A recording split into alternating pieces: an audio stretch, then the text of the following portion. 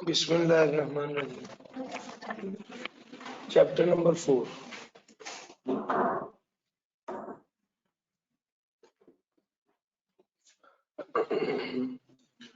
Scope वाले area को ignore कर दीजिए। जो टेक्सचर वाला पार्ट है ये बड़ा इंपॉर्टेंट है। 3-4 बार इसमें से सवाल आएगा। जब मैं सी लिखूंगा तो इसका मतलब होगा कि आपने इसको प्रॉपर्ली क्रैम करना है, और इसका मतलब होगा कि आपने इसको रट्टा लगाना है। और इसका मतलब होगा कि अगर इसमें से कोई कॉन्सेप्चुअली सवाल आएगा तो वो आपको आना चाहिए।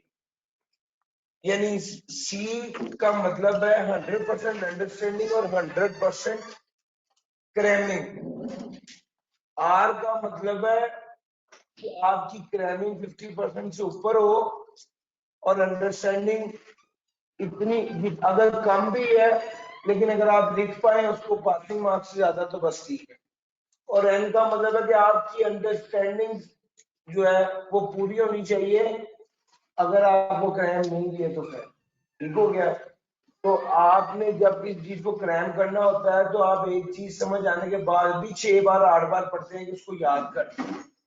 लेकिन आपने जब किसी चीज को अंडरस्टैंड करना होता है तो आप अंडरस्टैंड कर लेते हैं, आपको कॉन्सेप्ट समझ आ जाता है तो आप आगे निकल जाते हैं कि यार अगर 6 पॉइंट है या 7 पॉइंट है, ठीक है मुझे समझ आ गई है ना, बस काफी है, फिर आप आगे निकल जाते हैं। ये डिफरेंस है इसकी। आप जब पढ़ रहे होते हैं, और मैं ये जो करवा रहा हूँ सारा ये इस मकसद से करवा रहा हूँ कि आप लोगों की डायरेक्शन जरा बेहतर हो जाए कि यार एफर्ट किस डायरेक्शन में करनी है।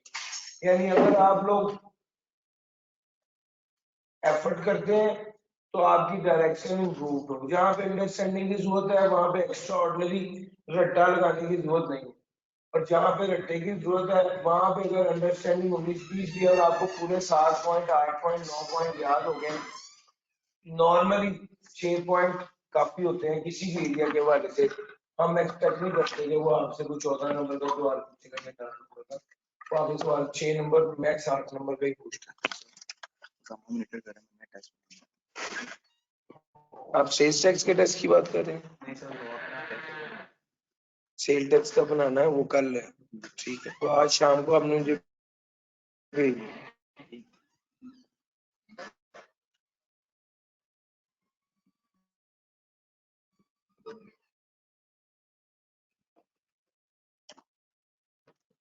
Normal tax year, special tax year, इस साल आपने कायम करना है। कंप्यूटेशन ऑफ टैक्सेबल इनकम, मैं जो अभी तक जो इससे पिछला एरिया था जो चैप्टर 1 2 3 और 17 18 19 इसके हवाले से मैंने थोड़ी ज्यादा एहतियात की थी और कोशिश की थी कि यार जहां पे थोड़ा सा भी डाउट था ना रीडिंग और क्रैमिंग में, वहां पर मैंने कोशिश की थी कि मैं आपको क्रैमिंग की तरफ ले जाऊं। यहाँ पर इसके ऑपोजिट है, क्योंकि ये एरिया ज्यादा लेंथी है। तो यहाँ पे जहाँ पे मुझे थोड़ा सा होगा कि यार रीडिंग और क्रैमिंग में क्या होना चाहिए, तो मैं आपको रीडिंग की तरफ लेके जाऊंगा। क्योंकि मैंने जिस तरीके से पास करने का प्लान आप लोगों को करवाया किया है कि आप पास हो सकते हैं, वो अप्रोच सिंपल है। 1 2 3 14 15 16 17 18 ये 6 चैप्टर आपको पक्के याद होना। इसमें से आता है 44 to 48 मार्क्स का पेपर, और वो 18 नंबर की सेल टैक्स में जाता है। उसके अलावा बाकी सारा थ्योरेटिकल वो वहां से तैयार करेंगे। बाकी 25 मार्क्स का यहाँ से आएगा, जिसमें से कम 30 to 35 मार्क्स का न्यूमेरिकल होगा। सो टेक्निकली हम इनकम टैक्स चैप्टर नंबर 4 से लेके चैप्टर नंबर 13 तक जो पढ़ रहे होते हैं, इसमें से जो थ्योरेटिकल पोर्शन है वो मैक्स 15 नंबर का। सर समझ आ रही है? तो इस वजह से यहाँ पर मैं थोड़ा कोशिश करूंगा कि आपको बहुत ज्यादा रट्टा लगवाने की बजाय बहुत ज्यादा कॉन्सेप्चुअली फोकस करवाऊं। आपको मेरी बात लॉजिकली समझ आ रही है? जिस तरीके से मैं लेके चल रहा हूँ मैं आपको उसको साथ साथ बता भी रहा हूँ कि यार इसकी लॉजिक क्या है। Sir heads of income, total income, taxable income, ये रीड ओनली मैटर है, न्यूमेरिकली इंपॉर्टेंट है, डिडक्टेबल अलाउंसेस।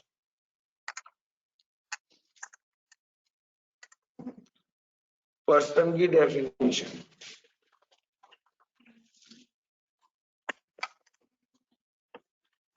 कंपनी की डेफिनेशन असूलन जिस तरीके से मैंने पढ़ाई है वो क्राइम कर लेनी चाहिए।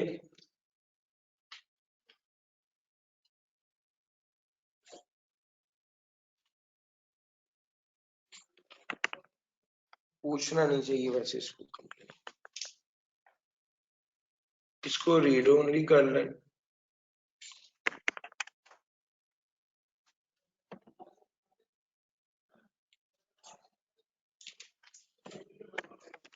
पब्लिक कंपनी क्राइम कर,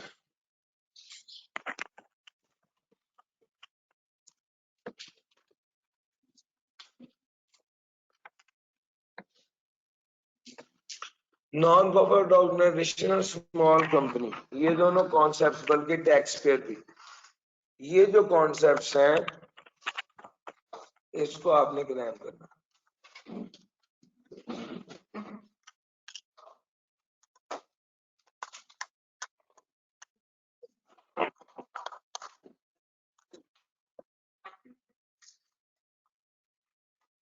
रेजिडेंशियल स्टेटस,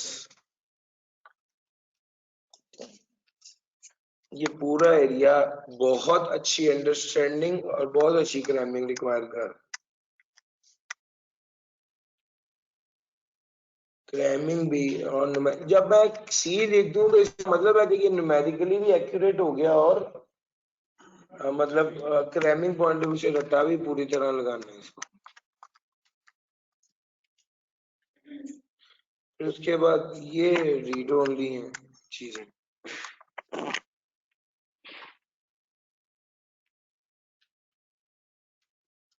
इसको काट, ये चैप्टर नंबर 11 में आएगा, वहां पे तैयार कर दीजिएगा।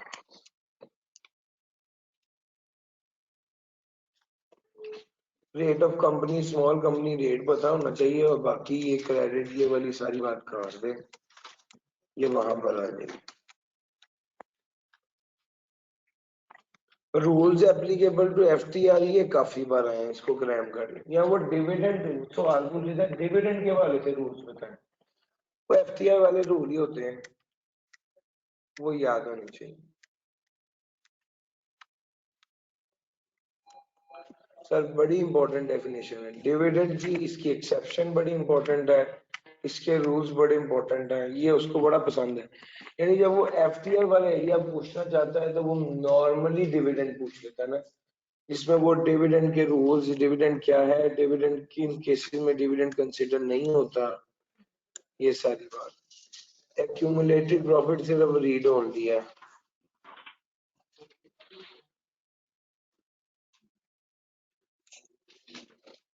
रीड ओनली भी छोड़े यार आप, एक बार रीड करें बस खत्म करें। फी फॉर टेक्निकल सर्विस आपको याद करना चाहिए, रॉयल्टी आपको याद करना चाहिए, ये क्राइम करने के काबिल है ये वाला area. Minimum tax scheme important area है, इसको क्राइम करने के लिए क्राइम यानी न्यूमेरिकली भी और थ्योरेटिकली। ये डेफिनेशन बड़ी क्रूशियल होती है, टर्नओवर क्या होता है इसकी।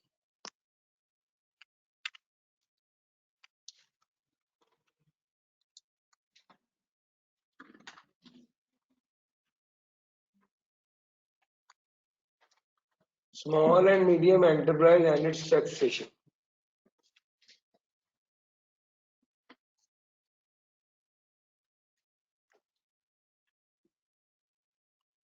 स्मॉल एंड मीडियम एंटरप्राइज और इसकी टैक्सेशन। यार ये नया है, ये इससे पहले था नहीं, इसको सारे को ही क्राइम कीजिएगा।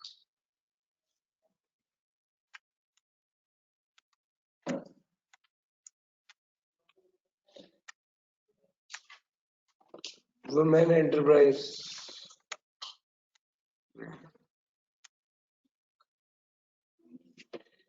अपॉर्शनमेंट क्राइम बनने,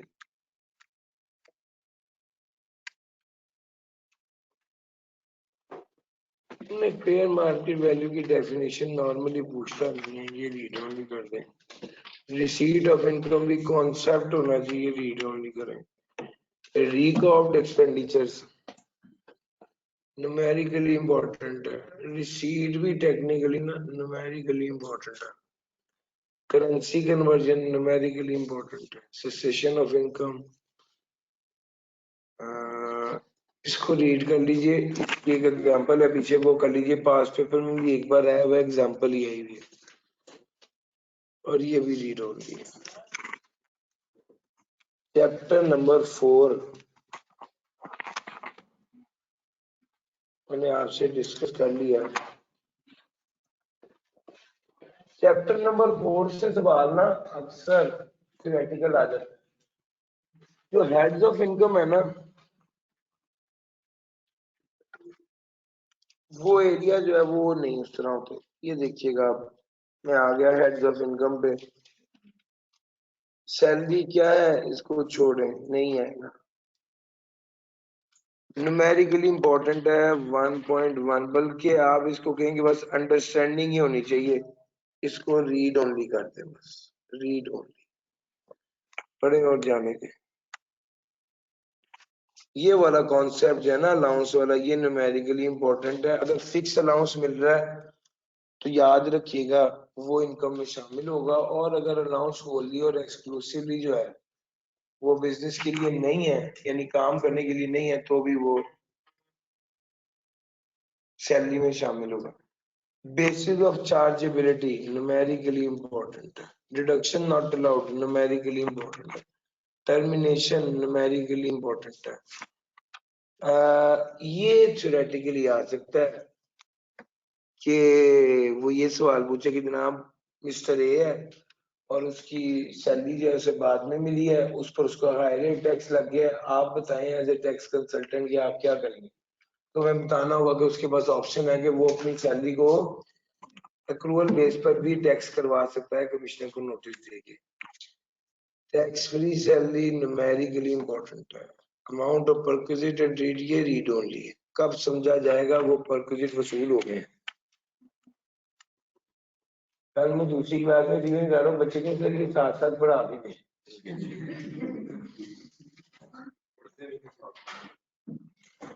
पढ़ते तो आप भी नहीं, लेकिन आप बोल नहीं रही है बड़ी बात। मैंने इसीलिए कह दी कि आप अब गए ना देना। सर कन्वेंस न्यूमेरिकली इंपॉर्टेंट है, एकोमोडेशन न्यूमेरिकली इंपॉर्टेंट है, यूटिलिटी सर्विसेज, सर ये सारा एरिया न्यूमेरिकली इंपॉर्टेंट है। यूटिलिटी सर्विसेज में आपको वो वाली बात पता है ना कि अगर आपको आपका एम्प्लॉयर कोई चीज रिटर्नेबल बेसिस पर दे तो क्या करना है, वो जितनी डेप्रिसिएशन होती है ये वो बेनिफिट होता है जो एम्प्लॉय की इनकम में शामिल होता है। पता है इस बात का, अगर उसने एसी दिया है और 3 साल बाद एसी वापस करना है तो जितनी डेप्रिसिएशन होगी ना एसी की, वो आपकी इनकम में शामिल होगी अंडर दैट सैलरी। और बालों का आपको डेप्रिसिएशन नहीं देता बल्कि difference in fair market values बता देता है। जब दी थी तो उसकी फेयर मार्केट वैल्यू 1 लाख थी, अब जब वापस किया तो उसकी फेयर मार्केट वैल्यू 80,000 है। इसका मतलब है 80,000 का बेनिफिट जो एम्प्लॉयर ने एम्प्लॉय को दिया और एम्प्लॉय की इनकम में शामिल होगा। तो ये वाला पॉइंट यहाँ पर लिखा नहीं हुआ लेकिन न्यूमेरिकली इंपॉर्टेंट है। सर इंटरेस्ट भी ये न्यूमेरिकली इंपॉर्टेंट है।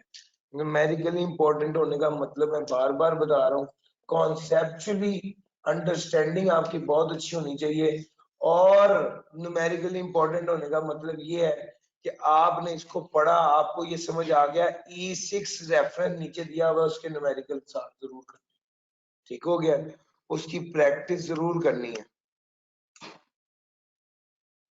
ऑब्लिगेशन वेवर,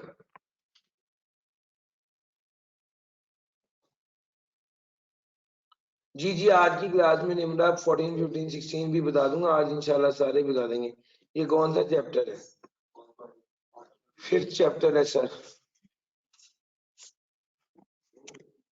सेल्फ हायरिंग कोई आपका भाई है sir. Sir self hiring of property, self hiring of property ये थ्योरेटिकली इंपॉर्टेंट मतलब है, इसको कॉन्सेप्ट इसका करें कर लीजिए, भले इसको याद ना करें। ऑब्लिगेशन वेवर भी numerically important. Sir numerically important है चीजें ज्यादा। रिटायरमेंट बेनिफिट न्यूमेरिकली इंपॉर्टेंट है, ये एक्सेप्शन आपने ग्रैम करनी है, ये एक्सेप्शन आपने ग्रैम करनी है। पेंशन कॉन्सेप्चुअली इंपॉर्टेंट है, हाँ सवाल तो आ ही सकता है इसमें से, शायद न्यूमेरिकली इस तरह से ना है और कॉन्सेप्चुअली आप क्रैम कर लें तो ज्यादा बेहतर है। Provident fund numerically important, superannuation fund इसको क्रैम कर लें, करना सभी है भाई, ये बात ऐसे ही है। अगर ये इतना इंपॉर्टेंट ना होता तो मैं इस एक एक चीज पे एक एक दिन ना लगाना होता। आप कभी आप लेक्चर देखे ना तो यकीन माने आप बोर हो जाएंगे, यार सर एक ही बात चार चार बार कहते हैं समझ नहीं आती। जब पहली बार पढ़ रहे थे तब बोर नहीं हो रहे थे, उस वक्त आपको आता नहीं था। अब अगर आपको आ गया और आज आप वो वाले लेक्चर पढ़ेंगे तो आप 2x की स्पीड पे भी अवजार हो जाएंगे कि यार ये बात इतनी बार क्यों कही है। सर उस वक्त अंडरस्टैंडिंग 0 थी, आज अंडरस्टैंडिंग 60 या 70 पर है लेट से, तो आपके लिए उस सारे और इस वक्त वक्त की कदर भी ज्यादा है पहले के मुकाबले में, तो इस वक्त उतना टाइम इन्वेस्ट करके दो बातें सीखना वो बर्दाश्त ही नहीं है, वो मुमकिन ही नहीं। अनटिल आप हाँ उसके बजाय आप एक चैप्टर जो आपने जिसके लेक्चर मिस किए हैं वो सुनेंगे तो आपको लगेगा हाँ ये सही है। तो भाई होता क्या ऐसे ही होता है सर, असल में एक तो उस टाइम पे पढ़ने का कोई बहुत ज्यादा मूड भी नहीं था, तो आप आराम से तो ऐसे बैठे हुए, मुझे पता है ये आराम से जिस मोड में बैठे हुए इन्होंने एक दो बार में समझना नहीं, तो मैं कोशिश होती थी कि मैं जितना रिपीट कर सकूं कि जेनों में जो बैठ जाए वो बैठ जाए। लेकिन टाइम जैसे ही बदलता है और आपके लिए जब इम्पोर्टेंट हो जाता है कि जनाब ये अब मैंने 1 घंटे में या 2 घंटे में पूरा चैप्टर करना है, आप सोचते हैं सैलरी का चैप्टर तैयार करना है, आप 3 घंटे एलोकेट कर देंगे, 4 कर देंगे सर, 4 घंटे एलोकेट करेंगे तो सैलरी के लेक्चर निकालेंगे तो वो होंगे सर 12-13 लेक्चर तो होंगे उसके, तो आप कहेंगे यार ये तो मैं 2x में भी चलाऊंगा तो 6 घंटे लग जाएंगे। सो टेक्निकली सिवाय उस कॉन्सेप्ट के जो कि आपको बिल्कुल नहीं आता या नहीं पढ़ा हुआ, खुद किताब से पढ़ के जो नहीं समझ आ रहा वो पूछ ले, ठीक है। इस सब का हल दूसरे नंबर पे वो वाली रिवीजन क्लास है जो करेंगे, जिसमें आप 1 घंटे में सैलरी के सारे कॉन्सेप्ट पढ़ लेंगे, 1 घंटे में सैलरी के सारे कॉन्सेप्ट पढ़, और उस क्लास का यही फायदा होता है। वरना आप कह सकते हैं कि सर रिवीजन की क्या जरूरत है, सारे तो लेक्चर तुम्हारे पास हैं, जी रिवीजन की जरूरत है, वो लेक्चर बिगिनर के लिए था। अब अगर आप एक खास लेवल स्किल अचीव कर चुके हैं और पढ़ चुके हैं और आपको कुछ चीजें समझ आ गई हैं तो फिर जो है ना आपको उस लेक्चर पे टाइम बहुत ज्यादा इन्वेस्ट करना पड़ेगा और सीखेंगे कम चीजें, ठीक है। इसके बरक्स अगर आप रिवीजन चाह रहे हैं तो आइडियल ये है कि आप वो वाली क्लास लें, ठीक है, वहां पर आए वो वाली क्लास पूरी फुल फ्लैग पढ़े, आपको रियलाइज हो जाएगा कि इतने टाइम में हम रिवाइज नहीं कर सकते थे जितने टाइम में सर ने करा, उसका मकसद और फायदा यही है। सर बेनोवलेंट फंड ये एग्जाम्प्ट होता है, बस इसको रीड कर। Other benefit food education medical treatment ये एग्जाम्प्ट होता है। और चौथा पॉइंट अक्सर बच्चों को प्रॉब्लम करता है, सर कोई भी ऐसी चीज जिसके बारे में एफबीआर नोटिफाई करते कि इस पर मार्जिनल कॉस्ट नहीं लगती और ये इस पर मार्जिनल कॉस्ट नहीं लगती और ये एग्जाम्प्ट है तो वो भी एग्जाम्प्ट होगा। Sir medical allowance numerically very important, leave encashment other benefit में ये वाला एरिया रीड कर लीजिए, बस कॉन्सेप्चुअली आपको बताओ, न्यूमेरिकली इंपॉर्टेंट है असल में ये भी। Salary income of seafarer, sir इसको रीड कर लीजिए बस। अलाउंस टू पर्सन ये सारा रीड ओनली है। Tax the full time teacher और रिसर्चर न्यूमेरिकली इंपॉर्टेंट है। salary earned outside Pakistan by citizen of Pakistan. Salary earned outside Pakistan by the citizen of Pakistan, foreign source salary. Sir ये इसका concept important है, ये इस case study बन के आ जाता है, तो मैं इसके साथ सी लिखता हूँ। एम्प्लॉय शेयर स्कीम पूरे का पूरा न्यूमेरिकली इंपॉर्टेंट है, क्रैम करने की बजाय इसके सवाल करने पर ज्यादा ध्यान दें, इसकी प्रैक्टिस करने पर ज्यादा ध्यान दें।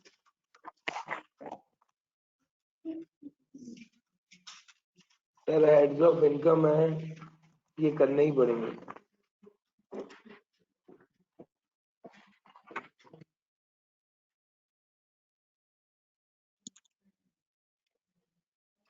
अगर ये सारा एरिया इंपॉर्टेंट है तो फिर इस क्लास का फायदा क्या है? इस क्लास का फायदा ये है कि जहां पर न्यूमेरिकल इंपॉर्टेंट कहा गया है वहां पर उसके न्यूमेरिकल जरूर कीजिए, वहां पर उसकी प्रैक्टिस जरूर कीजिए, और जहां पर कॉन्सेप्चुअली इंपॉर्टेंट रीड ऑन लिखा है उसको तैयार कीजिए, उसकी प्रैक्टिस की उतनी जरूरत नहीं है, और जहां पर क्रैम कहा गया है उसको फिर रट्टा भी लगाइए। नहीं सर,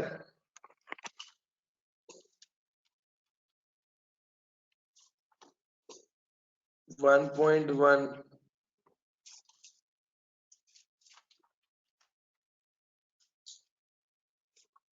रीड ओनली है।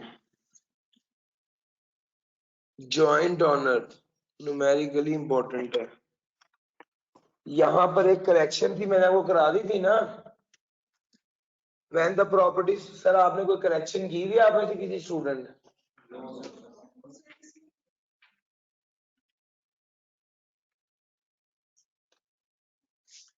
सर यहां पर ग्रॉस की बजाय नेट था, कर लीजिए करेक्शन। सर खर्चे माइनस करने के बाद लेके जाते हैं ना हम, खर्चे माइनस करने के बाद हम लेकर जाते हैं उसको, शेयर देते हैं। सर यहाँ पर ग्रॉस की बजाय नेट है, इसको प्लीज करेक्ट कर लीजिए, अगर नहीं किया तो आप कर लीजिए।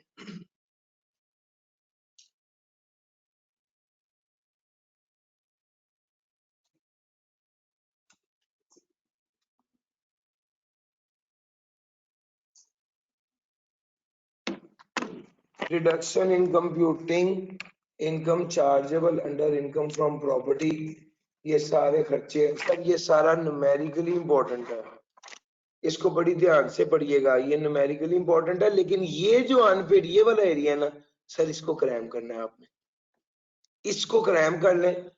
अगर उसने इसमें से कोई सवाल पूछा, मुझे लगता है ज्यादा चांसेस इस सवाल के, वो कहता है अनपेड रेंट जो है वो अगर इरिकवरेबल हो तो वो क्या कहते हैं अलाउड है, रिडक्शन हो जाता है। किन केसेस में, किन कंडीशंस को मीट करने पर? सर वो आपने, if the unpaid rent allowed as tax expense is subsequently recovered, then the same share would be taxable. बाकी सर ये रीड ओनली है, इनकम फ्रॉम बिजनेस में भी एक कॉन्सेप्चुअली इंपॉर्टेंट है,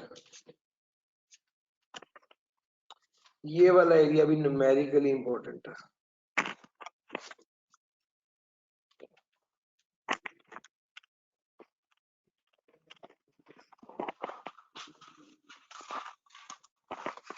सिक्स के बाद हमने 10 किया था।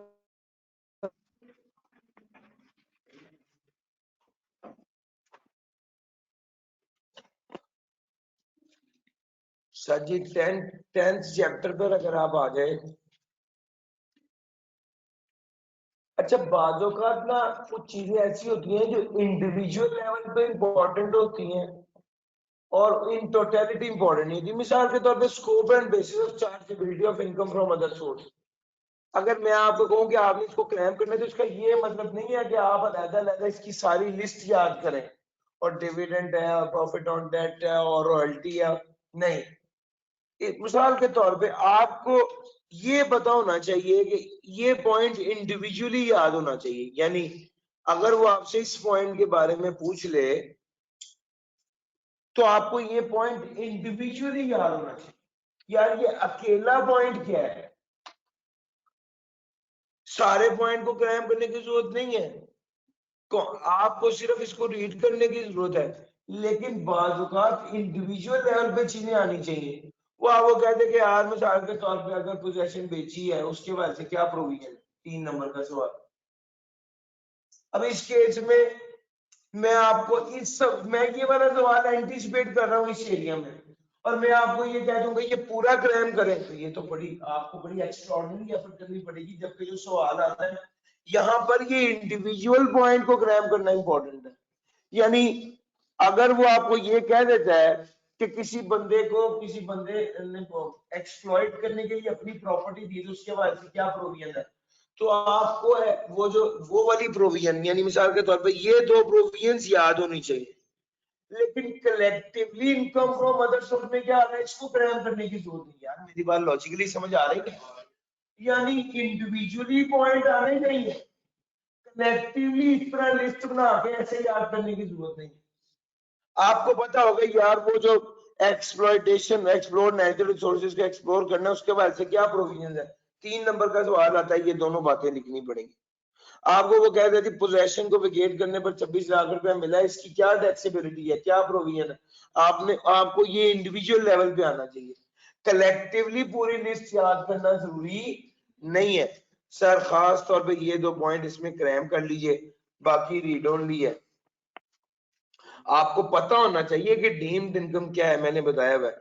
आपको ये पता होना चाहिए कि additional payment on delayed refund क्या है, ये मैंने बताया हुआ है। So technically overall numerically important है, लेकिन इंडिविजुअल लेवल पे कुछ पॉइंट्स ऐसे हैं जिनको क्रैम करने की जरूरत है। अब ये वाला पॉइंट न्यूमेरिकली सुपर इंपॉर्टेंट है ना, बैंकिंग कंपनी से पैसे नहीं लिए तो कहां से लिए, तो लोन लिया, एडवांस लिया, डिपॉजिट इश्यूएंस ऑफ शेयर के लिए लिए। सजी बात समझ में आ रही है? ये पॉइंट है important aspect of taxability of income from other source.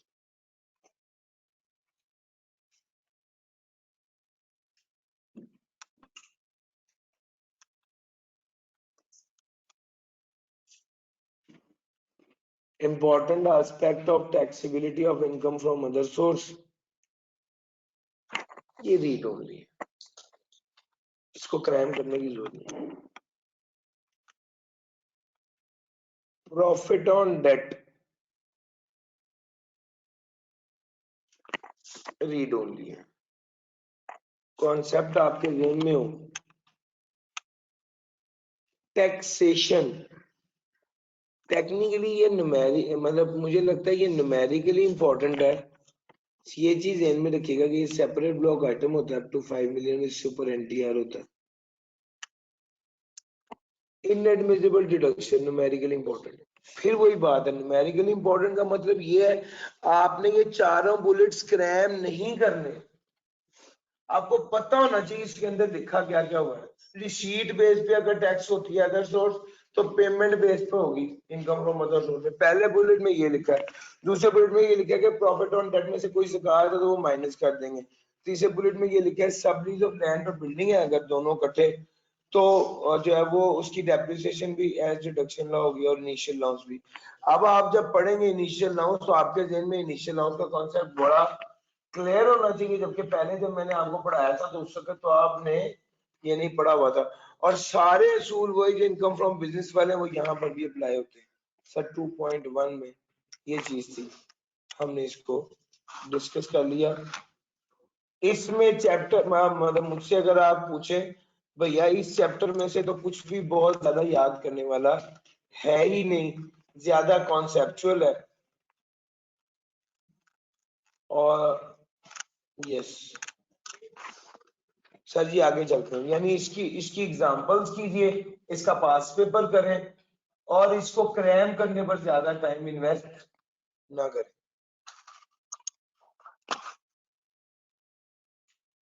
Chapter number 9 था इसके बाद।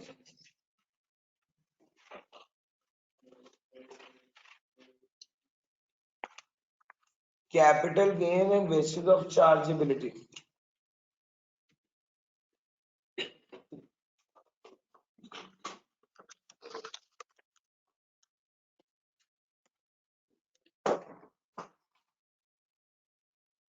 रीड ओनली है।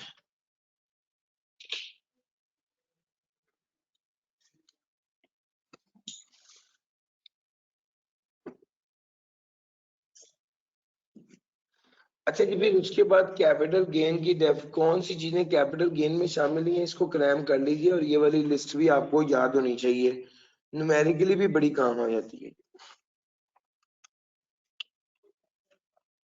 Deposit of asset, disposal of assets numerically important है, क्रैम करने की जरूरत नहीं। कॉन्सेप्ट आपको पता होना चाहिए कि ट्रांसमिशन से भी डिस्पोजल हो जाता है। जब एसेट बिजनेस का एसेट किसी दूसरी चीज पर अप्लाई करें फिर भी डिस्पोजल हो जाता है। बिजनेस एसेट वो है जो पार्शली भी बिजनेस में यूज हो रहा है, वो बिजनेस एसेट है। लेकिन पर्सनल एसेट वो है जो 100% बिजनेस में इस्तेमाल। Sir computation of capital gain,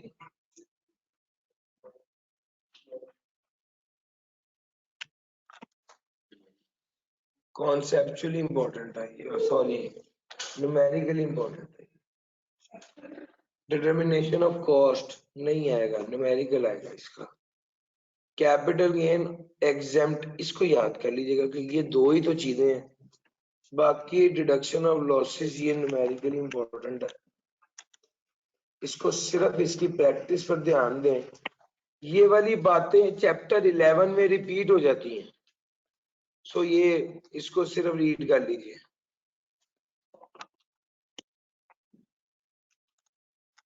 sir capital gain और इमूवेबल प्रॉपर्टी न्यूमेरिकली इंपॉर्टेंट है। ये वाला टेबल क्रैम करना है और ये वाला टेबल बिल्कुल क्रैम नहीं करना, ये पेपर में गिवन होगा। सिम डीवीडी सिक्योरिटीज क्या होती हैं इसको याद कीजिए, और डेरिवेटिव प्रोडक्ट और डेट सिक्योरिटीज।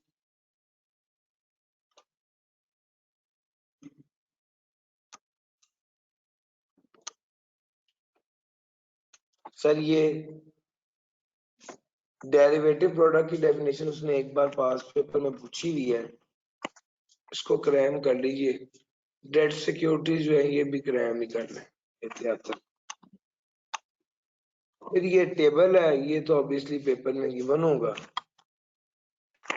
बाकी ये नीचे वाला सारा एरिया क्या है, रीड ओनली है। यहाँ पर ये वाली बात लिखी हुई है कि जनाब सिक्योरिटी पर जो लॉस होता है ये 3 साल के लिए कैरिड फॉरवर्ड।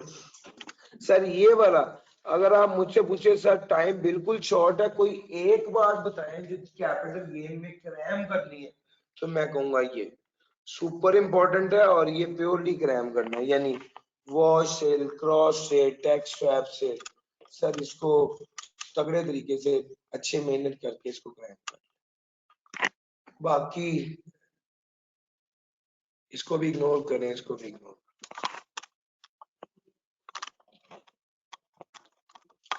इसमें क्रैम करने वाली सबसे मेजर ये थी वॉश सेल, ट्रेड सेल और ये, और बाकी चीजें ज्यादा न्यूमेरिकली ही इंपॉर्टेंट है। आप देख रहे हैं चैप्टर खत्म हो गया है।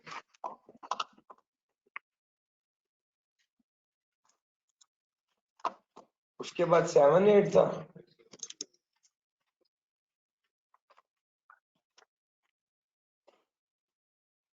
सर ये हफ्तों की डिस्कशन है जो अब मिनट्स में डिस्कस हो रहा है। सर आपका लेवल कितना ऊपर चला गया।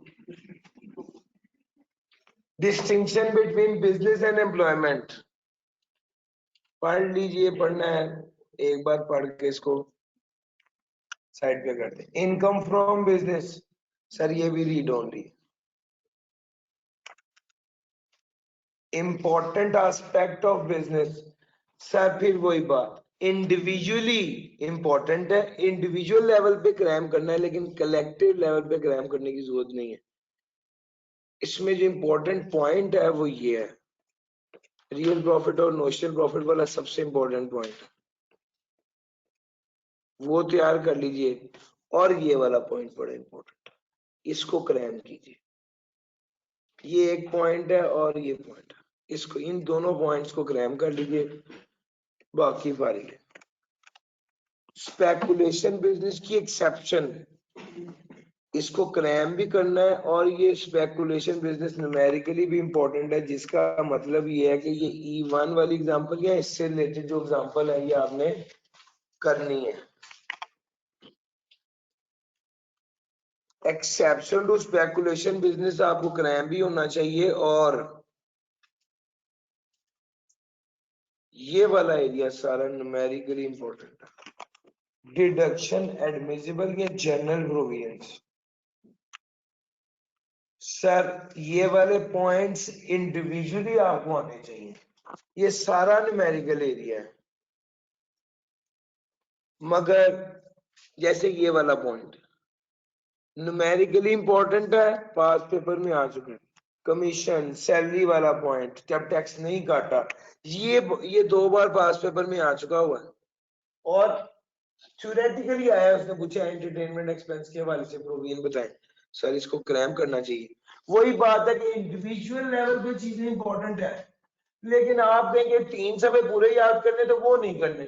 लेकिन इन 3 सफ़ों में अगर 14 पॉइंट्स हैं, तो वो उसमें जो की पॉइंट याद करने वाले 6-8 वो आपने जरूर क्रैम कर लेने। जैसे ये वाला पॉइंट है, ये कीमती था, बाकी ये सारे पॉइंट न्यूमेरिकली इंपॉर्टेंट है। सारे पॉइंट्स न्यूमेरिकली इंपॉर्टेंट है। ये वाला पॉइंट न्यूमेरिकली वेरी इंपॉर्टेंट है।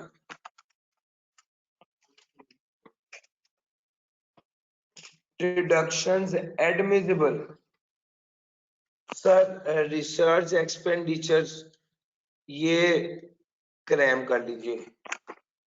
इसमें क्या बात क्रैम करनी है, पाकिस्तान में खर्चा हुआ हो और एक्सक्लूसिवली बिजनेस पर्पस के लिए हुआ हो। यानी इसमें ये वाला जो एरिया है ना, ये क्रैमिंग के काबिल है कि इसकी डेफिनेशन है क्या। एम्प्लॉय ट्रेनिंग इसकी, यानी ये ना बाद वक्त केस स्टडी के हवाले से भी आ जाते हैं, तो जो यहाँ पर मुझे ये लगे उसको मैं आपको कह देता हूँ कि इसको क्रैम कर लीजिए। ये वाला एरिया भी क्रैम करने के काबिल है। पाकिस्तान में जो ट्रेनिंग का खर्चा किया जाएगा वो एज डिडक्शन ला होगा। Sir ji profit on debt finance lease ये न्यूमेरिकली इंपॉर्टेंट है। स्पेशल पर्पस व्हीकल का कॉन्सेप्ट है, आपको बताया था। और ये सारी चीजें, सर बैड डेट ये भी न्यूमेरिकली इंपॉर्टेंट है। अलबत्ता कंडीशंस कौन सी फुलफिल होनी चाहिए, ये वाले जो पॉइंट है नोबडी नोज, ये किस वक्त इसके कंडीशन ही पूछ ले, ठीक है। तो ये क्रैम भी होना चाहिए आपको, और न्यूमेरिकली भी इंपॉर्टेंट है। अगले नंबर पे ये जो पैसे वापस होते हैं सर, वो भी बड़ा इंपॉर्टेंट है। ये ओवरऑल एरिया इंपॉर्टेंट है। हाँ ये वाला एरिया ज्यादा इंपॉर्टेंट नहीं है, ये रीड ओनली एरिया है। बस ये पता होगा कैश बेस्ड और एक्रूअल बेस्ड दोनों होती है कंपनी के लिए। एक्रूअल बेसिस कैश बेसिस क्या होती है, छोड़ें जो भी होती है। एक्रूअल बेसिस ऑफ अकाउंटिंग में ये इम्पोर्टेंट है।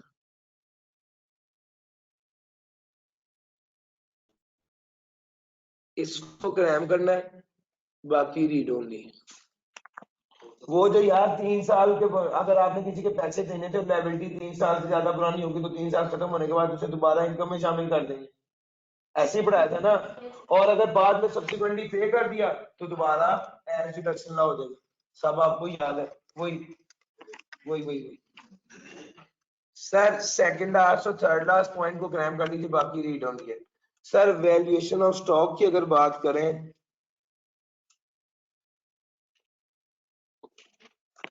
इसमें सिर्फ ये वाला पॉइंट क्रैम करने के काबिल है, बाकी सारा रीड ओनली है ये। और वो पॉइंट क्या है सर जी, अगर कंपनी हो तो बेसिस ऑफ जो इन्वेंट्री को कॉस्ट करेंगे वो एब्जॉर्प्शन कॉस्टिंग मेथड के जरिए। वो कहते हैं अगर आपकी बेसिस ऑफ अकाउंटिंग एक्रूअल है तो एब्जॉर्प्शन कॉस्टिंग मेथड यूज करेंगे इन्वेंट्री को वैल्यू करने के लिए। और अगर आपकी बेसिस ऑफ अकाउंटिंग रिसीट है तो प्राइम और एब्जॉर्प्शन दोनों यूज कर सकते हैं। सर ये वाला पॉइंट कीमती है, इसको बस क्रैम करने की जरूरत है, बाकी मसला नहीं है। ये डेफिनेशन जो है ये काट दीजिए।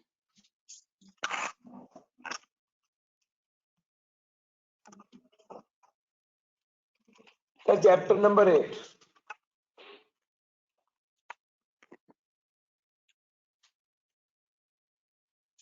ये सारा रीड ओनली है, इसको याद भी करने की जरूरत नहीं है, पेपर में गिवन होगा। यहाँ से न्यूमेरिकली इंपॉर्टेंट शुरू हो रहा है। 2021 में जो एसेट खरीदा उस पर 50% लगेगी। Full year linear basis of depreciation है, ये सारा न्यूमेरिकली इंपॉर्टेंट है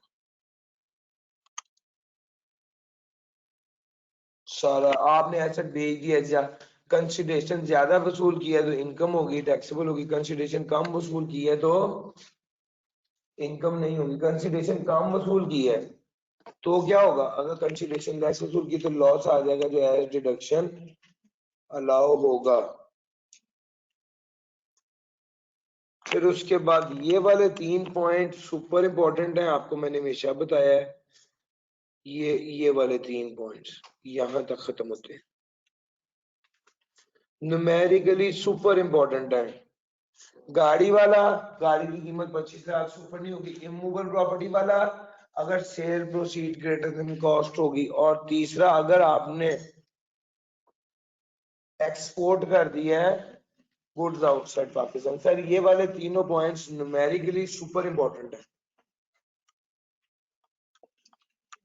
इनिशियल अलाउंस क्या होता है सर? आना तो इसमें से न्यूमेरिकल है, लेकिन एलिजिबल डेप्रिसिएबल एसेट जो है इसकी डेफिनेशन आपको याद होनी चाहिए, याद। और ये रीड ओनली इंडस्ट्रियल अंडरटेकिंग, ये आज तक कभी आया तो नहीं है पेपर में, मैं इस पर रीड ओनली लिख रहा हूँ। इतना जरूर तैयार कर लेंगे, अगर आ जाए तो हाँ कुछ लिख के आए, मतलब उस तरह पक्का रहता है, उस पर इतना टाइम इन्वेस्ट ना करें। लेकिन इंटेंजिबल्स,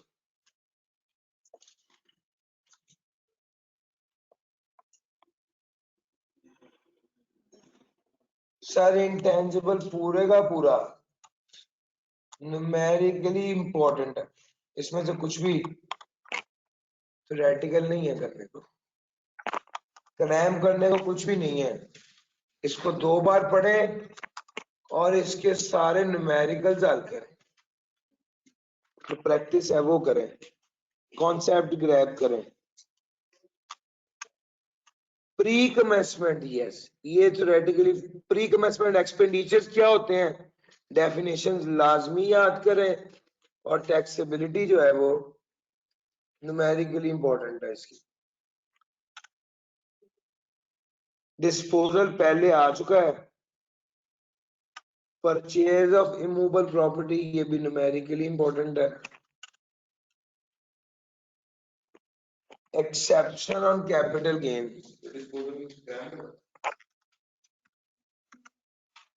डिस्पोजल आपको कैपिटल गेन में बता दो दिए, वही है। Exemption on capital gain, read only है ये भी यार, को पक्का रटा नहीं लगाना, सादा नहीं लगा लेनी। 2 बार पढ़ा समझ आ गया, एक बार और पढ़े खत्म। यानी रट्टे का मतलब मुझे अंदाजा है यार, उस चीज को याद करने में टाइम लग जाता है।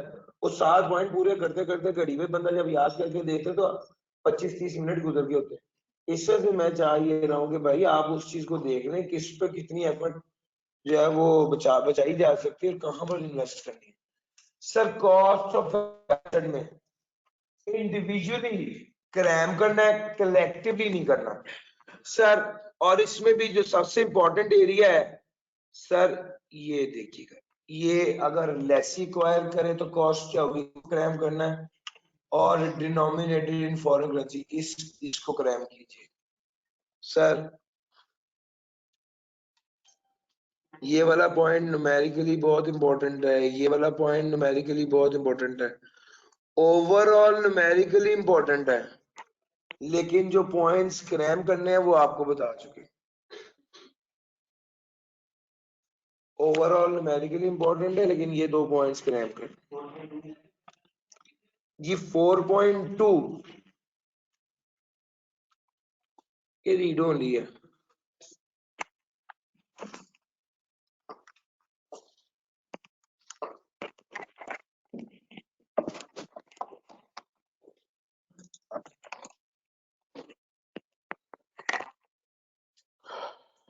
आदिल भाई ने पूछा ये वॉश सेल क्रॉस सेल क्या है? ये एक कॉन्सेप्ट है। कभी टाइम निकाल के ना वो वाली वीडियो देख लीजिए, ये तकरीबन 25-30 मिनट लग जाएंगे इसको समझाने में। तो ग्रुप में वीडियो शेयर कर दी थी। तो कभी थोड़ा सा टाइम निकाले ना, ये भी बड़े बड़ा स्वाब का काम है यार। अभी क्लास यहाँ पे तो नहीं है कोई? बहुत शुक्रिया, आपने कीमती वक्त से मैं कुछ लम्हे लिए। सर जी चैप्टर नंबर 11 ही क्या करना था ना अब हमने।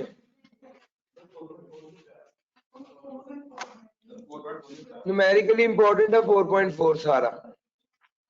रट्टा नहीं लगाना इसको, रट्टा नहीं लगाना, न्यूमेरिकली इंपॉर्टेंट है। कॉन्सेप्ट देख लीजिएगा इसके अंदर जो छुपे हुए हैं। सर लॉसेस की बात करें, अब आप देखें, अगर मैंने, अब आप देखें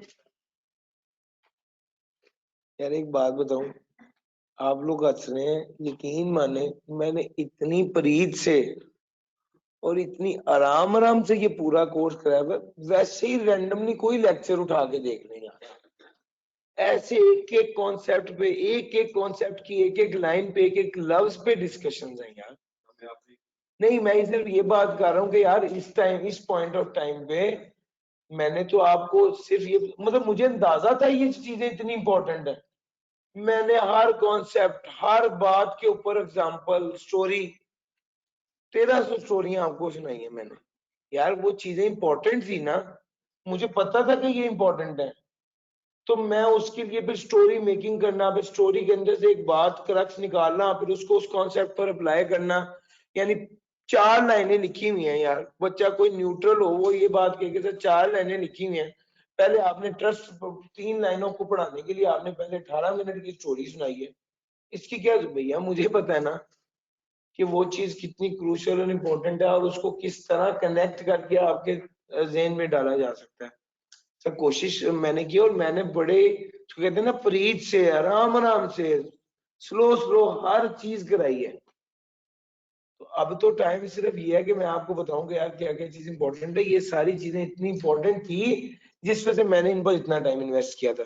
sir carry forward of business loss, carry forward of ये पास पेपर में आया हुआ है। स्पेकुलेशन बिजनेस लॉस के हवाले से प्रोविजन बताएं, कैपिटल लॉस के हवाले से प्रोविजन बताएं। ये वाली चीज खास तौर पर न्यूमेरिकली इंपॉर्टेंट है और थ्योरेटिकली भी यार ये ओवरऑल इंपॉर्टेंट है। आप ना इसको क्रैम कर लीजिए, मैं आपको बताता हूँ। ये रीड ओनली है जी जी। अच्छा जी, मैं देखता हूँ, पहले भी ऐसे ही हो रहा था सर, बताए ना।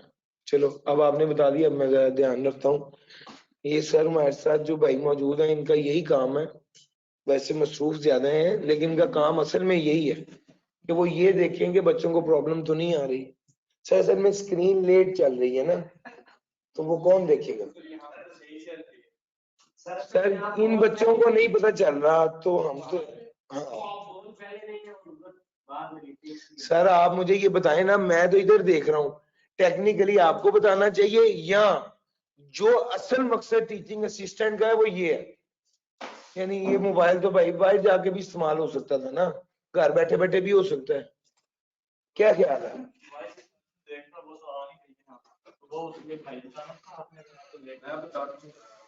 मैं इनसे पूछ लेता हूँ, आप इजी हो जाए, आप बैठ जाए, ये भाई बता देंगे।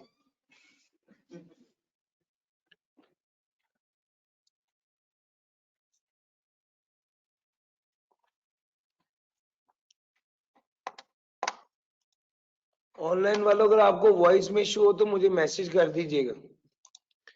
अच्छा, मैंने कहा चलो एहतियातन।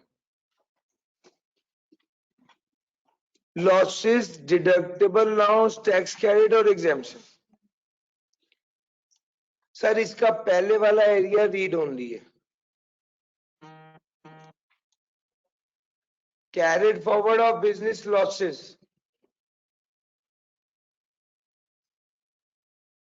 सर इसको क्रैम कीजिए।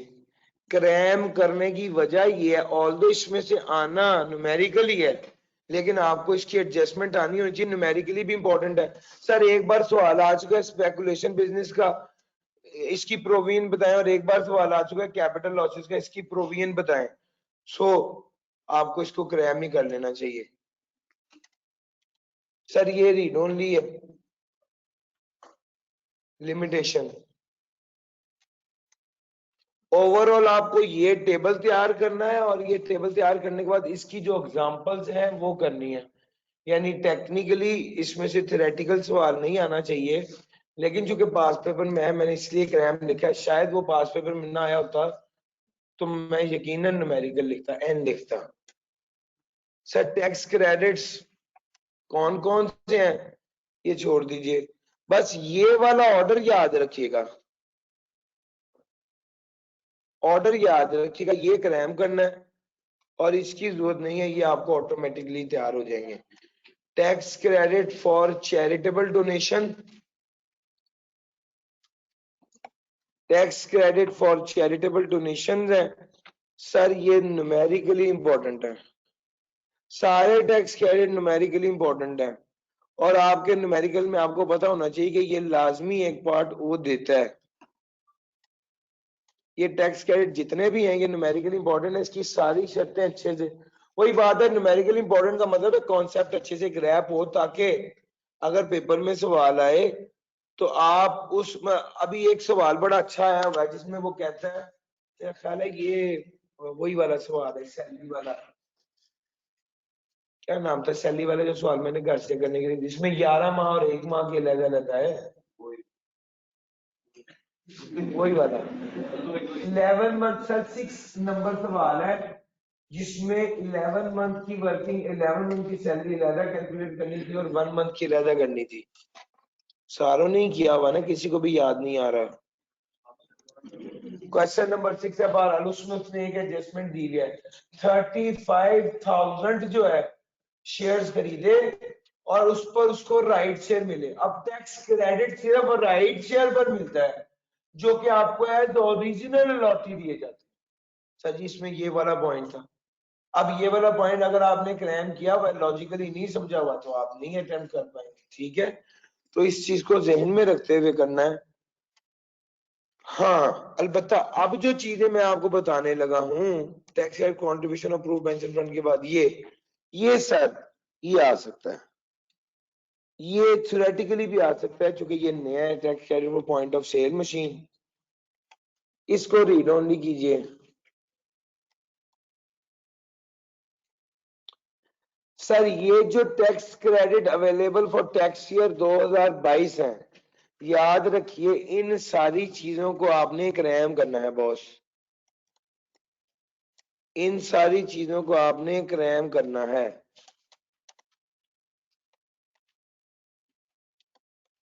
ये नॉर्मली मैं आपको एक आई कैप का ट्रेंड बताता हूँ, आई कैप वाले करते ही हैं कि जब कोई नया कॉन्सेप्ट आता है तो सबसे पहले उसको थ्योरेटिकली टेस्ट कर लेते हैं या उसको बहुत बेसिक लेवल का न्यूमेरिकल पूछते हैं, फिर उसके बाद आहिस्ता आहिस्ता अगली अटेम्प्ट्स में उसका लेवल प्लस होता है, इंक्रीज होता है। यहाँ पर ये 2022 में है, मुझे लगता है कि अगर आपसे सवाल पूछेगा तो ये क्रैमिंग वाला पूछेगा, आपने इससे कॉम्प्रोमाइज नहीं करना, इसको तैयार कर लेना। एग्जाम्शन की बात करें, ये वाला एरिया इंपॉर्टेंट है न्यूमेरिकली भी और थ्योरेटिकली भी, इसको क्रैम कर लीजिए। Diplomatic and United nation read only है, फॉरेन गवर्नमेंट ऑफिशियल्स कॉन्सेप्चुअली है, ये भी केस स्टडी आ सकती है इसमें से, फॉरेन गवर्नमेंट ऑफिशियल में से।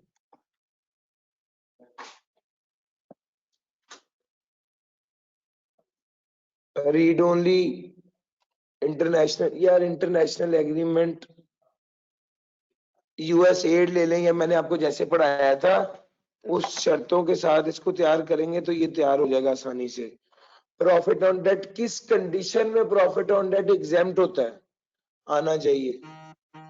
रेजिडेंट ऑनर जो दे वो, स्कॉलरशिप से जो मिले वो, agreement to live apart. Sir ये सारे रीड ओनली बुनियादी कॉन्सेप्ट्स हैं जो आपको एक एक लाइन के आपको बस इसका कॉन्सेप्ट पता होना चाहिए।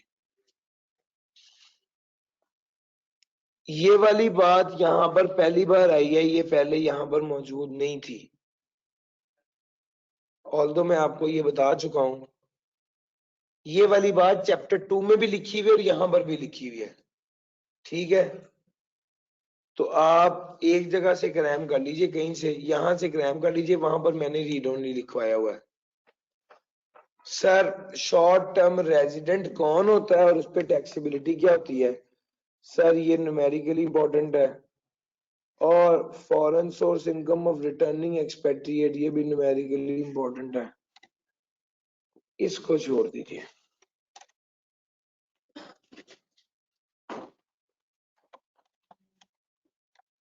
फुल टाइम टीचर वहां पर चैप्टर 5 में भी बताया था, यहां पर भी बता रहा हूं, ये भी न्यूमेरिकली इंपॉर्टेंट है, इसको देख लीजिए। 3.2 भी 3.2 रीड करके बस छोड़ दीजिए, इसकी भी उस तरह से मसला नहीं, ये एग्जामिनेबल नहीं है उस तरह से। और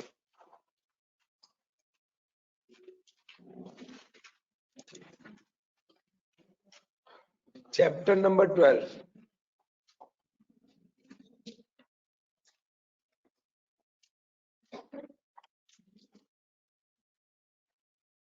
चैप्टर नंबर 12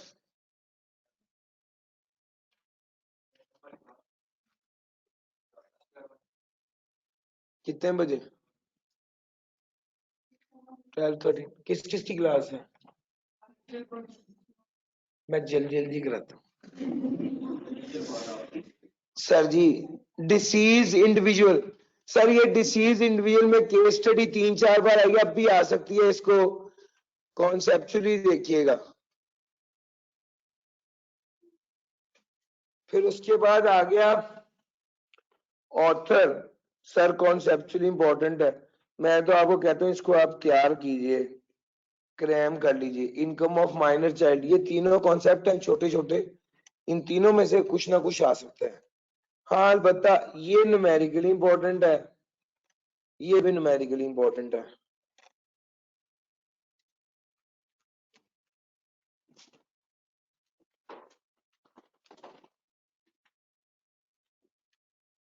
सर 4.1 जो है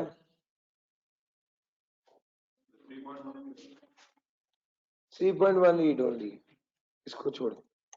4.1 काम का है, इसको क्रैम कीजिए, बाकी बस कॉन्सेप्ट ले लीजिए। चैप्टर नंबर 13,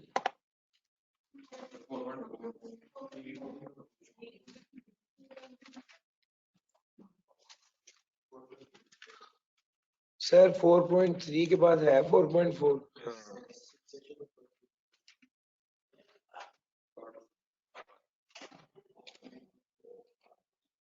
यार ये आ रहा है sir,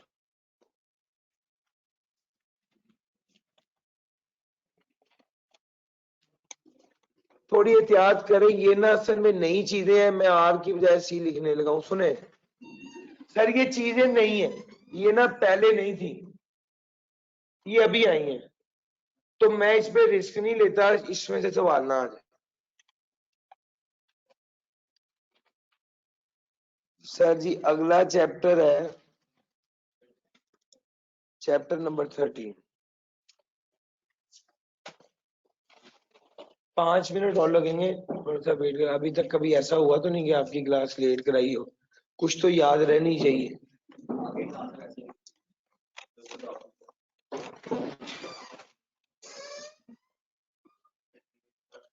sir ji chapter number 13, principal of taxation of foreign source income of resident person.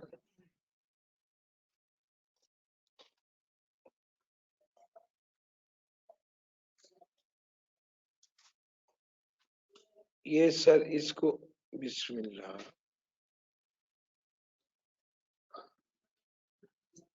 सिर्फ रीड करें, इसको भी रीड करें, इसको भी न्यूमेरिकली तैयार करें, बस।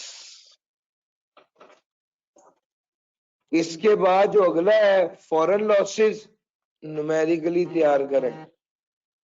शॉर्ट टर्म रेजिडेंट और रिटर्निंग एक्सपेट्रिएट वहां पर आ चुका है पहले ही। चैप्टर 13 कंप्लीट हो गया। ये foreign source salary chapter number 5 में पहले बता चुका हूं, इसको भी याद करें। उसके बाद आ गया चैप्टर 14। सर अब ये 3 चैप्टर्स हैं यार। आप जनरली अगर मैं भी आपकी जगह हूं तो मैं यही सोचूं कि ये तो सारा ही आपने बता दिया, लेकिन यकीन करें मैं अपनी पूरी कोशिश कर रहा हूँ कि यार इररिलेवेंट चीजें आपको मना कर दूं। अब जो है वो ऐसे ही है, आप लोग सफे देख रहे हैं, मेरे दिमाग में इससे रिलेटेड पास पेपर जो है वो चल रहे हैं। अगर मुझे जो पता है 18 में इसमें से सवाल आया है सीधे सीधे रट्टे वाला, और मैं आपको नहीं नहीं क्रैम ना करें, तो फिर मेरी ये क्लास का फायदा क्या हुआ? सर समझ आ रही है? मेरे दिमाग में उससे रिलेटेड पास पेपर चल रहे हैं, इस वजह से मुझे पता है कि यार ये चीज तैयार कैसे करनी चाहिए, और इसीलिए मैं आपको इतना ज्यादा कह रहा हूँ कि भाई इस एरिया में इस तरह एफर्ट करें इस एंगल पे। सर जी काफी लंबी लिस्ट है, मैं एक्सपेक्ट नहीं करते आई कैप से कि वो हमें ये पूरी लिस्ट देगा। इसको कॉन्सेप्चुअली तैयार करें जी। चैप्टर नंबर 14 में 2.1.1 जो है इसको कॉन्सेप्चुअली तैयार कीजिए। यानी वो अगर आपसे इसको कॉन्सेप्ट का मतलब क्या है, कॉन्सेप्ट का मतलब है कि इसके बाद एक एग्जांपल दी गई है, वो ये वाला सारा तैयार करके वो एग्जांपल करें और करके देखें कि आपको समझ आ रहा है। बिजनेस बैंक अकाउंट क्या है जो बिजनेस वालों को डिक्लेयर किया हुआ है, एफपीआर वालों को, ये बस ठीक है, इसकी जरूरत नहीं है। किसको रिटर्न जमा कराने की जरूरत नहीं है, वो केस स्टडी बना के दे सकता है जिसमें आपको कहे कि ऑर्फन बिलो 25 है और उसके नाम 1800 सीसी कार है, तो आप बताएंगे उसे रिटर्न जमा कराने की जरूरत है? तो हम ये कहेंगे कि अगर सिर्फ इसी वजह से रिटर्न जमा करानी थी कि उसके नाम 1800 सीसी कार है और वो ऑर्फन बिलो 25 है, तो उसको रिटर्न जमा कराने की जरूरत नहीं होगी। Sir power to call return and statements, power to call returns and statements, अगर हम इसकी बात करें तो ये पास पेपर में 2 बार आ चुका है, इसको क्रैम करना चाहिए। रिटर्न किस तरह फाइल करनी है, ये रीड ओनली है, इसमें 4 बातें हैं, उस बेस पे रिटर्न फाइल करनी है। रिटर्न की रिवीजन कैसे होती है, ये वाला एरिया इंपॉर्टेंट है, इसको क्रैम कीजिए। बाज़ ये डायरेक्ट पूरा नहीं पूछता, इसमें से वो अंदर पूछ लेता है कि अगर आपने 60 दिन के अंदर रिटर्न रिवाइज कराई है तो क्या करेंगे। अगर वो ये पूछ लेता है तो ऑब्वियसली फिर आपको ये वाला एरिया पूरा लिखना पड़ेगा, इसके अंदर भी ये वाला एरिया ज्यादा इंपॉर्टेंट है। Procedure for filing of revise return and statement,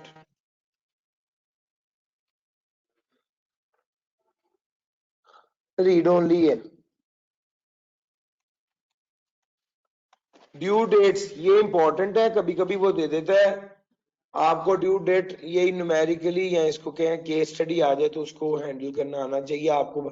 30 सितंबर एक ही डेट है, अगर कंपनी होगी और पहले 6 महीने में ईयर एंड होगा तो 31 दिसंबर है, बस ये 2 बातें हैं major. Wealth statement numerically important है, वेल्थ स्टेटमेंट के न्यूमेरिकल की प्रैक्टिस कीजिए, इसको एक बार पढ़ लीजिए और न्यूमेरिकल की प्रैक्टिस कीजिए। Foreign income and asset statement को क्रैम भी करें, इसको क्रैम करने की जरूरत है। Filing of return notice of discontinuous important है, याद कीजिए। एक्सटेंशन वाला एरिया भी इंपॉर्टेंट है, ये यहां से याद करेंगे तो सेल टैक्स में भी काम आ जाएगा। ठीक हो गया? नहीं नहीं, how to prepare wealth statement है ना, इसको करने की जरूरत नहीं है, इसको बस एक बार रीड करके छोड़ दें। इसको आपने तैयार, इसकी बजाय इस पे मेहनत करने की बजाय वेल्थ स्टेटमेंट बनाए और अगर पेपर में आ गया तो जैसे बनाई होगी ना वैसे लिख देना कि मैंने ऐसे ऐसे बनाई, वो बस वो बात। सर जी 7.1 को याद करना है आपने।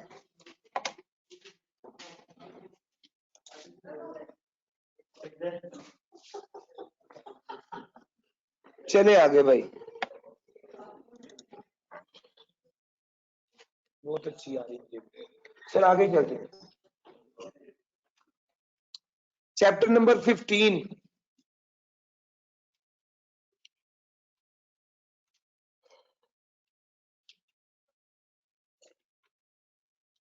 सर इसमें 1.1 और 1.2 तो छोड़ें, 1.3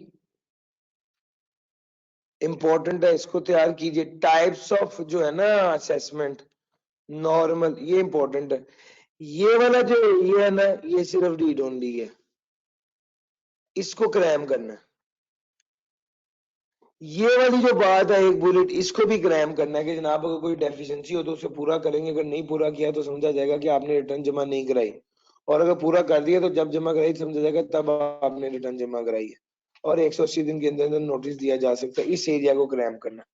best judgement assessment is important. किन केसेस में बेस्ट जजमेंट असेसमेंट दी जा सकती है, ये वाला सवाल आ सकता है। ठीक हो गया,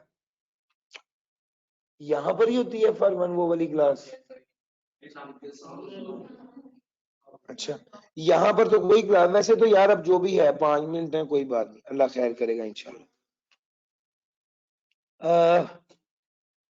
यानी किन केसेस में बेस्ट जजमेंट असेसमेंट होती है, ये वाला एरिया एग्जामिन हो सकता है। बेस्ट जजमेंट असेसमेंट के नोटिस कब तक दिया जा सकता है और नोटिस में क्या क्या चीजें मेंशन होंगी, ये वाला एरिया मैं आपको बता रहा हूँ। बात औकत ऐसे नहीं कि आप पूरा एरिया देख रहे हो तो सोचे 8 नंबर का ये असेस होगा, नहीं, उसको ब्रेक कर सकते हैं 4-4 नंबर के 2 पार्ट या 4 नंबर का एक हिस्सा टेस्ट हो सकता है।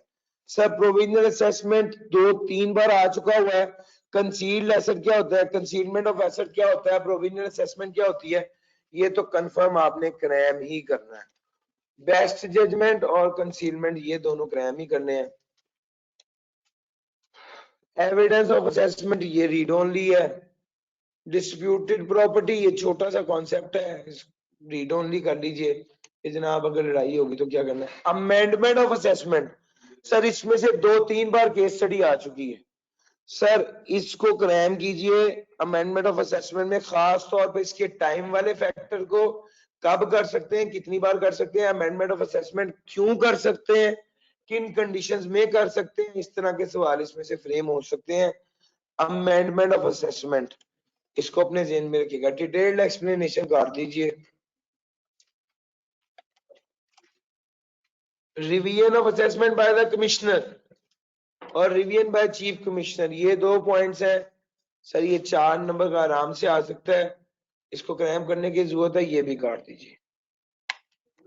4.3 4.4 आखिरी क्लास है, जरा 5-7 मिनट बस वेट कर, 5 मिनट कह दीजिए मजीद।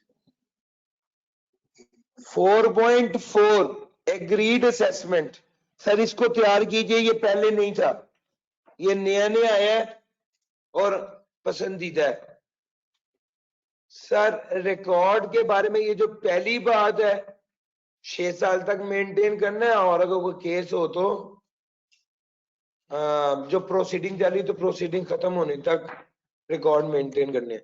इसके बारे में मैं आपको पहले ही ओवरव्यू दे चुका हूं कि आपने 6 पॉइंट सारे पढ़ के ढूंढ लेने हैं, और वो 6 पॉइंट हर एरिया के हवाले से आपने तैयार करने हैं। 6 ज्यादा लग रहे हैं, 5 कर लीजिए, हर एरिया के हवाले से 5 आपने तैयार करने हैं। सर जी ये देख लिया आपने, ऑडिट आया हुआ है पेपर में, ऑडिट आया हुआ है, लेकिन ये आएगा 4 नंबर का, मैक्स 3-4 नंबर का, तो उसके हवाले से वो बाजू का कोई स्पेशल चीज पूछ लेता है, क्या cost and management accountant audit कर सकता है, इसके बारे में टैक्स की प्रोविजन बताए, तो आपको वो रेलिवेंट प्रोविजन ही लिखनी होगी। स्पेशल ऑडिट पैनल आ चुका है, ये कई बार आ चुका है 4 नंबर का, तो भैया ये भी क्रैम करना है, ये भी क्रैम करना है, ऑडिट वाला भी।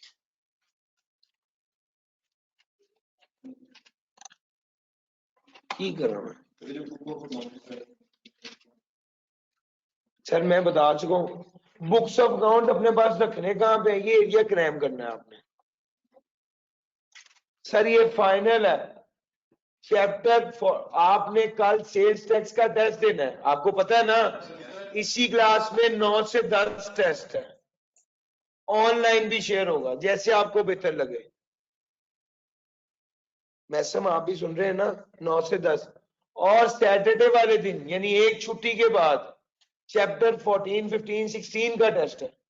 ये दो एरिया तैयार कर लीजिए, आपका कितने परसेंट कोर्स जो है वो 40 to 45% एरिया आपका कवर हो जाएगा। इस एरिया पे ध्यान से इस वक्त मेहनत कर लें, जब रिवीजन चल रही होगी तो फिर उस वक्त सेल टैक्स को पकड़ लेना, वो इनकम टैक्स को उस वक्त देख लेना। अभी रिवीजन से पहले पहले कौन सा काम करने, ये दो काम करने बस। रिवीजन बता चुका हूं मैं, अपकमिंग मंडे से स्टार्ट हो रही है आई कैप में, 7 फरवरी से 11 फरवरी तक 2 से 5.25 बजे क्लास। मैं आज इंशाल्लाह उसका स्केड्यूल भी शेयर कर दूंगा ना। Appeal, reference and petition. What is appeal? नहीं तैयार करने की जरूरत, बस एक बार इसको रीड करें कि क्या होती है और जाने दें बस। सर ये वाला एरिया क्रैम करें ना कि अपील क्यों करनी है, कहां करनी है, ये भी तैयार करने की जरूरत इसलिए नहीं कि चैप्टर करेंगे तो खुद ही तैयार हो जाएगा। Sir procedure for filing of appeal before the commissioner, क्या तरीकेकार है अपील फाइल करने का? सर ये प्रोसीजर है, ये तैयार करना है। फैसला कैसे होगा, ये एक बार कमिश्नर अपील आपने तैयार कर लिया ना, उसके बाद रेपिटेशन ठीक ठाक है। एपलेट ट्रिब्यूनल, एपलेट ट्रिब्यूनल क्या है जी भाई? प्रोसीजर तैयार करना है, क्रैम करना है। एपलेट ट्रिब्यूनल सर क्रैम करना है सर, 2.3 को भी मैं आपको कह रहा हूं, एक बार कमिश्नर अपील तैयार कर लो, उसके बाद एपलेट ट्रिब्यूनल तैयार करने के बाद आपके पास चीजें, एपलेट ट्रिब्यूनल क्या होता है और कैसे फैसला करते हैं, इसमें दो चीजें हैं। एपलेट ट्रिब्यूनल की कॉन्स्टिट्यूशन क्या है, कौन कौन से बंदे होते हैं, वो कैसे काम करते हैं, कैसे फैसला सुनाते हैं, ये वाला एरिया तैयार करना है। यहां से आपकी रेपिटेशन शुरू हो जाएगी। यहां से फिर आपने क्या करना है, सिर्फ हाईलाइट करना है वो एरिया जो इसका स्पेसिफिक है, उसको तैयार करना बस। यही अपने ट्रिब्यूनल के हवाले से भी बात है और यही हाई कोर्ट के बारे से भी बात है, वही स्टे ऑर्डर की बात भी है, वही अगर एओपी आपकी रिटर्न जो है वो एओपी की और उसमें तब्दीली आ जाए तो मेंबर्स की रिटर्न में भी तब्दीली आई थी, ये सारी बातें वो हैं। Sir alternate dispute resolution committee आपकी बुक में काफी लंबा लिखा हुआ है, मैंने इसको ऑलरेडी काफी कम कर दिया हुआ है, इसको क्रैम करना है आपने। कभी आया नहीं आज तक, पेपर में आ सकता है, अगर फैसला ना सुना क्या करना है, इसको क्रैम कर लीजिए। बाकी ये वाला एरिया रीड ओनली है और बर्डन ऑफ प्रूफ तो काट ही दीजिए। 6.1 रीड ओनली है और 6.2 काट दीजिए। एडी आपने यानी जो आपके पास एपलेट अथॉरिटीज है, कमिश्नर अपील है, ट्रिब्यूनल है, हाई कोर्ट है और सुप्रीम कोर्ट आपके उसमें नहीं है, इन तीनों को अच्छे से तैयार करें, किसी से भी सवाल आ सकता है और कोई भी सवाल आ सकता है। सबसे पहले 14 चैप्टर तैयार करना है, दूसरे नंबर पे 15 करना है, फिर 16 करना है। 16 में सबसे पहले कमिश्नर अपील, फिर अपील ट्रिब्यूनल और फिर हाई कोर्ट, इस तरतीब से आपने इसको तैयार करना है। सर इंशाल्लाह परसों आपका, कल आपका टेस्ट है सेल्स टैक्स का, प्लीज उसको तैयार कीजिए और उसके बाद अगर आप लोग सैटरडे तक भी चैप्टर 14, 15, 16 ना तैयार कर सके तो कोई मसला नहीं है, संडे वाले दिन ऑनलाइन टेस्ट परफॉर्म कर लीजिए। लेकिन मंडे वाले दिन से आपने इनकम टैक्स तैयार करना है, तो मैं आपको इस तरह से लेके चल रहा हूं कि आप एक बार चैप्टर नंबर सेल टैक्स तैयार कर लें और दूसरे नंबर पे आप क्या तैयार करना है 14, 15, 16। ये तैयार होने के बाद फिर उसके बाद आप रिमेन सेक्शन में इनकम टैक्स थॉरोली कहां पे होगी आपकी, और उसके बाद जो आखिरी दिन होगा ना, आखिरी दिन सेल टैक्स का होता है, उस दिन आप क्लास ना लेना, अगर आपका सेल टैक्स यहाँ पे तैयार हुआ वो एक दिन आपका रिमेन से कम हो जाएगा। सही, उधर भी तो बाद में रिवाइज करना ही है ना, तो इधर आप अभी तैयार करो और फिर 14, 15, 16 तैयार करो। जी मेरी बात समझ आ रही है? ये वहां पे एंटर ले जनाब, ये हमारी आज की डिस्कशन थी। अल्लाह ताला आप सबको कामयाब करे, मैं आप लोगों के साथ मौजूद हूँ till the day of exam इंशाल्लाह। थैंक यू जी, अल्लाह हाफिज। फोटो ही फोटो है यार, थैंक यू।